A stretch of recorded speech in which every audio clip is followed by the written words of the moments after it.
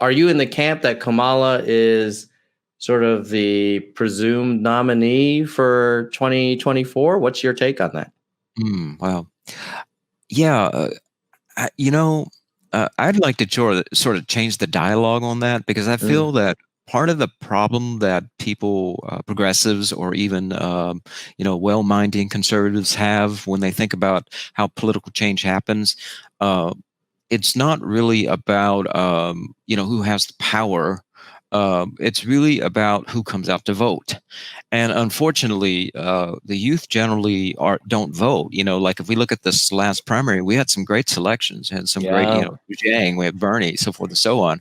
I mean, the numbers were there if we had come out, but it was like 27% that were in X, Y, and Z, and something like 50, 60% that was boomers and older. Yeah. So it really is about captivating an audience. And I mean, you can see how Trump was elected with 25% of the voting population. So it really is about who activates and who makes it important, who prioritizes, who gets out, and who votes. That is really going to determine who. I don't think Kamala is, a promise in. Let's put it that way. I think we're in a different space. I think that people are more awake, more aware. They're going to pay attention. They're going to expect. They're going to, the rooster's going to come home to roost, as they say, if Biden doesn't follow through. Yeah, I was quite surprised at the Iowa primary or Iowa caucus turnout by young people. I mean, you had Bernie and you had Yang with some of the best youth support around, and dudes did not and gals did not turn out. It's like, the hell's going on? Like, where they were. I mean, obviously on Twitter, question. Right? Twitter, YouTube, it was crazy. And then you look at the caucuses in Iowa, and you're like, where the hell is everybody? Where's the Yang gang? What do you think happened there? I think it's sort of like putting the cart before the horse. I think a lot of people that is inexperienced in politics often will say, like, give me something to vote for, and then I'll come out to vote. They don't recognize that voting is what makes change happen. Not waiting for mommy or daddy, whether it be the Republican Party or Democratic establishment, giving you what you want because you're yelling or you're saying, I'm going to withhold my vote. That doesn't ultimately, I think, in the grand scheme, it doesn't have as much weight than if you actually show up to vote and you actually activate and you get out the growing vote and things like that. That ultimately is what wins the day. Yeah, what I think the numbers that I saw were that there were more Iowa caucus voters this time around than in 2016, but far less than 2012 and 2008. And I don't know. I don't want to beat up on our fellow Yang gangers that are in the millennial category, but like, I voted from Switzerland. I made sure that and even that was after he suspended. Yeah, I mean, it's like cynicism, it breeds defeat is sort of the way I think of it. And I think a lot of times, whether it be Yang supporters or Bernie supporters, they see politics not happening at the pace they want. They see, Biden isn't saying the right things, Bernie's not saying the right things, or Yang didn't say this exactly the right way. And they sort of get into that perfectionistic trap, and they say, well, heck, I'm not going to vote. So what's the point? Like, he didn't say exactly what I wanted, or she didn't say exactly what I wanted. So they just sort of give up, and I think that that is ultimately what is the thing that's leading to things not happening and things going in the opposite direction of what we say we want, because then you're essentially inadvertently giving your power over to the opposition, that sort of the complete opposite to what you say is important to you. So you were in that camp last time around where you were not happy with the Democratic ticket, and you took your vote elsewhere. What are you planning on doing this time around? Oh no, this time it's Biden. Yeah, I can understand the mindset because I was there in 2015, 2016. It's unfortunate, but the current election system isn't set up to cater to or make important or put on a debate stage a third party. So this idea that I never like to say never. I'm not that type of person, but I definitely look at the math. Put on the thinking hat here, and the numbers just make it nearly impossible for a third party to win in the current election system. And I think that a lot of that, unfortunately, I learned a lot from it, but at the same time, it was somewhat vain, mainly out of ignorance. Not the principle stand is a great thing, but ultimately, if it leads to the opposite of what you're standing for, I think it's a losing battle. Let's put it that way. So it's Biden for me this time, and I'm willing to accept, what he's putting forth. Whether I believe it or not, I'll give him an opportunity, and if he doesn't follow through, then I know the primary is where it's at. Right. We were given good candidates this go around, and I think we'll be given even a better group of candidates upcoming in 2024.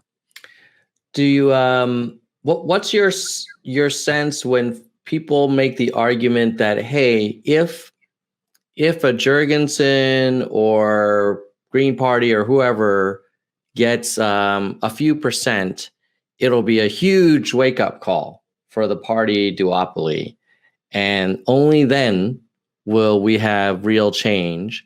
Therefore, it's okay if Trump gets reelected because the third party write-ins will have a record percentage turnout, and that in the long run will affect more change than anything else. Yeah, I would say I disagree with that. The Democratic Party caters to where the polls go and also where the wins are. If Trump wins, then that's a blessing of the right-wing agenda. That means that the centrist establishment Democrats will look at that and say, hey, we need to move right if we want to win. That 1 or 2% will just be looked at as a pest. Go away, shoo. You're a problem. Most likely will be blamed, such as Joe Stein was in 2016 as the reason why Trump was elected or reelected. I think it's completely opposite to what you ultimately want to see with that quote unquote strategy. Unfortunately. Yeah. And what's your sense of where Yang is these days? Like, let's start with the campaign suspension. Do you think that was the right call in hindsight? And how do you feel like he's doing so far? I think at that time I thought it was premature, but looking at it, given the fact that he saw the ground game in Iowa was so weak, and he had spent a lot of money in that state, and he still didn't pick up a delegate, and then he went on and didn't pick up one in Vermont, New Hampshire also. I think that it was a smart decision ultimately, that he recognized that I need to regroup, I need to rethink, and take a different track. And it led to him getting a seat on CNN. He opened up his podcast. He's broadening his base. I think it was stellar. And again, like I said, political life is an odd animal. And in some cases, it's real slow. In other cases, it's very rapid.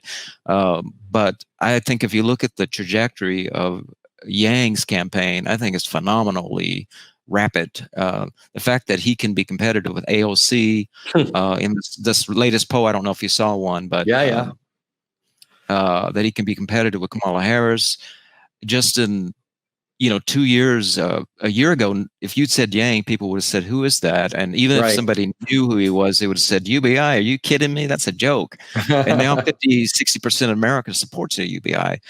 So you have to credit Yang for that. I mean, that's I mean, in a lot of ways, his branding, his approach, his marketing, I think is far more superior and brilliant than even Sanders.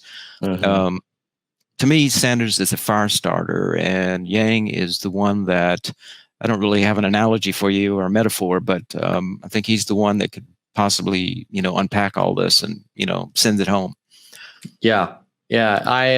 I was also pleasantly surprised by that 2024 primary poll. This was before, I think this one came out before Kamala was selected. But nonetheless, to your point, obviously Cuomo's been kind of in the news a lot. Harris was always kind of a top tier candidate.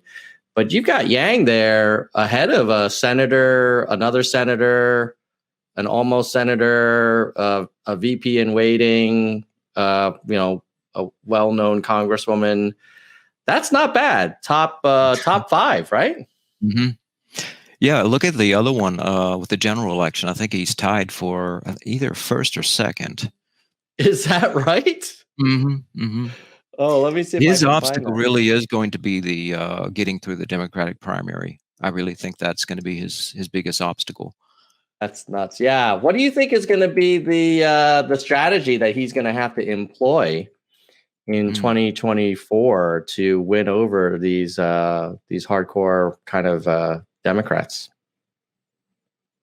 That's a good question.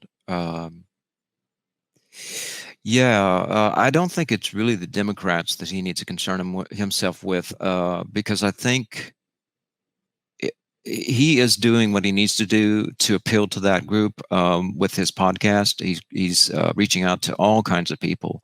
Mm-hmm. He keeps doing that, and I think it's just really exponential. Ultimately, I just can't see how it isn't. I mean, just the momentum is in that direction, and with coronavirus, with the economy, mm-hmm. With the momentum supporting UBI, I just don't see how he can't continue to grow into the Democratic Party and even some parts of the more moderate, independent thinking Republicans. I think his biggest challenge will be sort of the socialist group, the DSA, the Bernie camp, mm-hmm. the hardcore Tulsi people. Those are the people I think, or even the hardcore Trumpers. Those are the one I think that really will be more difficult for him to regain sort of the trust, because I think that some of them may feel that they don't trust him for various different reasons, because they do appeal to opposite ends of the spectrum. That sort of carries with it, a benefit of, okay, I can get Trumpers, I can get Bernie, but it also mm-hmm. has the negative of saying, well, because you can get Trumpers, I don't really trust you. Because you can get Bernie people, I don't really trust you. Yeah. So that's where I think he's going to have his most challenge. Yeah, I remember when Obama was running, there was this was a long time ago, but I was in the Washington State caucus at that time. They were still doing caucuses in Washington State. And I was advocating for Obama against Hillary.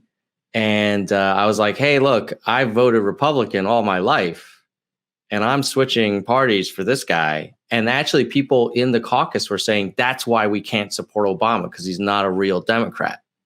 That he's appealing to too many Republicans and independents. Right.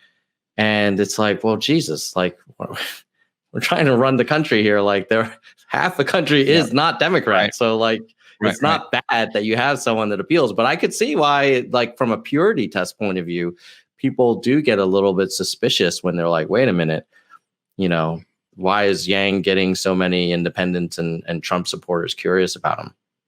Right. People might perceive him sort of middle of the road and non-committal. Yeah. Mm-hmm. Let me ask you, as a sort of long-time progressive, and I'm more of a center-left kind of guy, probably more center than left, frankly, with a little libertarian sprinkle in there.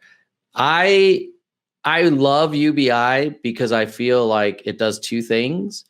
It delivers help to everyone, and it provides a floor for everyone. It could have like the biggest impact on poverty probably since like the New Deal. But I also like it because it doesn't require a ton of government planning and bureaucracy and opportunity for waste and fraud and that kind of thing. And, you know, I don't want to feed into the AOC narrative that it's a Trojan horse, but how do you as a progressive feel about a world where we might have more UBI and maybe less, or at least less, growth in traditional social programs to free up resources to have a more robust UBI? Yeah, I mean, as a progressive, I support that. I think that oftentimes, unfortunately, in modern times, people have misunderstood progressivism and being Democrat or being left or liberal meaning the same thing, and they just are not the same thing. I mean, the first real progressive was Theodore Roosevelt. He was a Republican, and he was conservative. I think progressivism is about what do we need as America to move forward, you know, to improve the human condition. In some cases, it means to conserve. In other cases, it means to be more liberal. But to answer your question about, you know, more specifically, I think that there is, you know, if we're ultimately improving the human condition by empowering them personally with money in their hands to be able to make their own independent choices, whether it be an entrepreneurial or whatever, you know, stay-at-home mom, then I don't think that that smacks counter to the progressive message. And I don't think that, you know, clinging to an apparatus, you know, social programs is the answer. Mainly because I think we can see that, you know, there's an enormous amount of money and a lot of decisions that are made and a lot of bureaucracy and a lot of red tape, but ultimately, even more importantly, a lack of autonomy that comes with government programs that you lose. Because it's sort of someone else getting to say whether or not you qualify for this or not. And you have jumped through all these loopholes. And I think that's sort of more about being anti-American, in my opinion, because it's not really liberating. It's not really freeing. So that's why I consider myself more of a new progressive, not really a progressive in the modern sense of the term, which I think a lot of people, unfortunately, have misconstrued to mean the Bernie camp or the socialist camp. And they're just not the same thing. They're not even related. Has nothing to do with capitalism, socialism. It's a philosophy. So I don't know if that answers your question. Yeah, no, it's who knows? Maybe if I think about it more, maybe I might identify with a new progressive approach, because when I hear progressive, I do immediately think of massive, giant government programs that are, you know, 1,000 pages long kind of thing with like committees and agencies and all this kind of stuff. And that gives me a lot of heartburn, because I'm like, man, they're going to tax me, and that's not even going to go to the people that need it. Well, you can definitely thank the both the Democratic Party and the GOP for the branding, you know, like the misbranding of what it means to be progressive. I think GOP, you know, when you think about people like, I can't think of his name, Glenn Beck, I think it was, other people like that, Prague University, you know, they're really good at framing progressives as sort of the eugenics group that, you know, is all about socialism. And if you look back in the early 1900s, Theodore Roosevelt had his own party, and socialists had their own party as well. I don't remember who it was. Was it Eugene Debs? So they actually were competing against one another. And they actually had arguments about, you know, Theodore wanted, you know, more of a light approach to humanizing the industrial sector, whereas Debs, you know, he was more of that other part that wanted it to be more social and more heavy and, you know, workers' rights and things like that. So, they just don't mean the same thing. And of course, the Democrats, they don't want to move away from the center, and so they're threatened. It's much like the GOP is threatened by the Trumpers. I think they see that sort of as a threat to them being able to ultimately win. Maybe it looks too radical to the sort of middle of the road American. I think so. That's why they sort of paint us in not really the best light as well. Gang, gang, 2020. Gang, gang, 2020. Gang, gang, 2020. Gang, gang. Yang gang 2020. Yang gang 2020. Yang gang 2020. Yang gang. Yeah.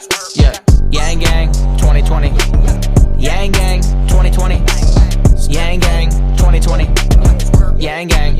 Yeah, I want 1,000 a month, 1,000 a month. I want 1,000 a month, 1,000 a month. Let's get this bread, freedom dividend. Are all y'all paying attention? Automation gonna sweep the nation unless we get him in. Andrew Yang 2020 freedom dividend. Yang Gang 2020. Yang Gang 2020. Yang Gang 2020. Yang Gang. Yeah, yeah. First we get this money, then on 420. He gonna give some high fives to some high guys. Decriminalize marijuana so we can smoke if we wanna. Down with the opioid trend, up with the mental health thing. Yeah, math, yo, it's just math. Yo, it's simple math. Yo, can you do math? Yo, yo. Eliminate super PACs, color stars making stacks, student loan forgiveness plan, cops wearing cameras and climate change is real again. Science rules. Teachers bringing home some bread. Medicare for every citizen.